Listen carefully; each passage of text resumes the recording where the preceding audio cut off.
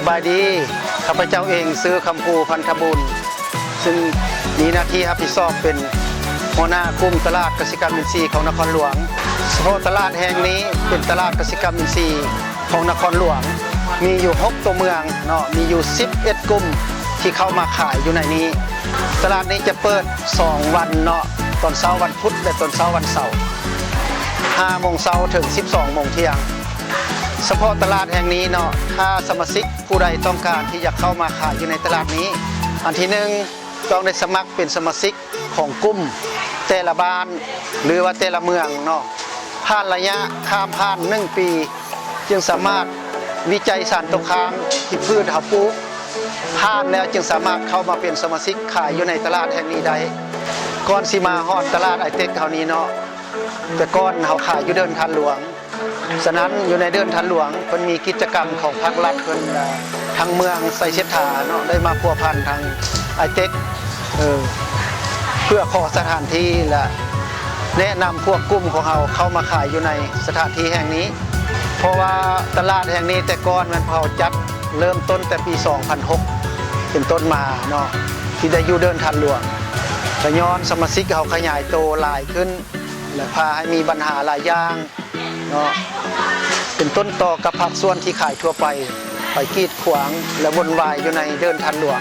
พวกเขาจึงได้ยกย้ายสถานที่ดังกล่าวมาขายอยู่สถานที่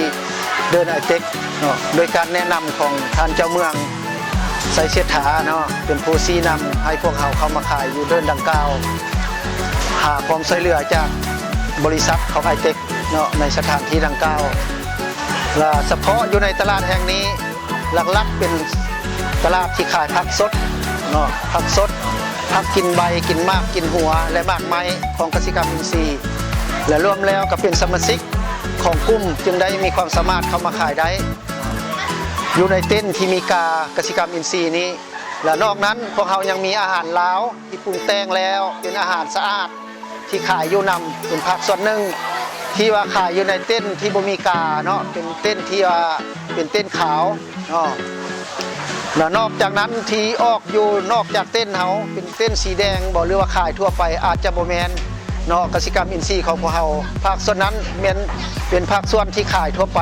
ที่มาแอบแฝงขายติดกับพวกเขาซื่อๆเนาะ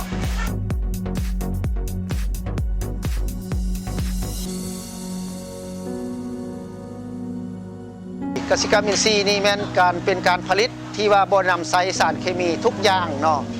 ใส่น้ำหมักชีวภาพใส่ฝุ่นบ่มเพื่อปรับปรุงดินให้ดินงามและใส่น้ำสะอาดแล้วก็อยู่ในนั้นผลิตตลอดปีและเฮ็ดอยู่ในเฮือนห่มเนาะปลูกนอกแด่และอิงใส่ฤดูกาลของพืชพวกเฮาที่ออกมาตามฤดูกาลเนาะจากนั้นผลได้รับเนาะจากการเฮ็ดเกษตรกรรมอินทรีย์นี้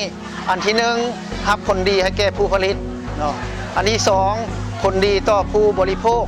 อันที่3ผลดีให้แก่สิ่งแวดล้อมอันที่4เศรษฐกิจของครอบครัวจะดีขึ้นเนาะ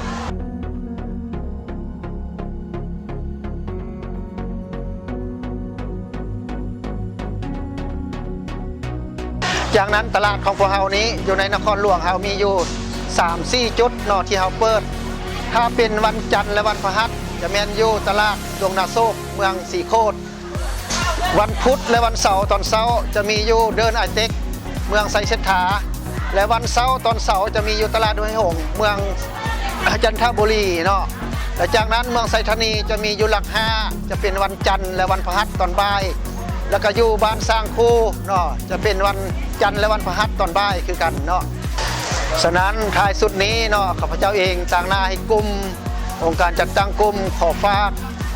ถึงบรรดาท่านลูกค้าหรือว่าพ่อแม่ประชาชนที่มีความสนใจเนาะหันเข้ามาใช้บริการกลุ่มเกษตรกรรมอินทรีย์เพื่อเป็นพืชผักที่ดีต่อสุขภาพเนาะของพวกท่านที่ว่าเป็นการบริโภคผักที่สะอาดและมีคุณภาพสูงเนาะฉะนั้นก็ขอเชิญถ้าสนใจก็เชิญติดต่อถามพวกเขาเนาะทางกลุ่มหรือคณะกลุ่มของพวกเขาหรือว่าอยู่แต่ละเมืองอยู่ในนครหลวงเฮามี6ตัวเมืองเนาะเมืองปากเงิมเมืองไซธานีเมืองไซเชษฐาเมืองหาบไซฟองเมืองนาไซทองและเมืองสีโคตรที่พวกเราจะมีกลุ่มผลิตอยู่แต่ละเมืองเนาะ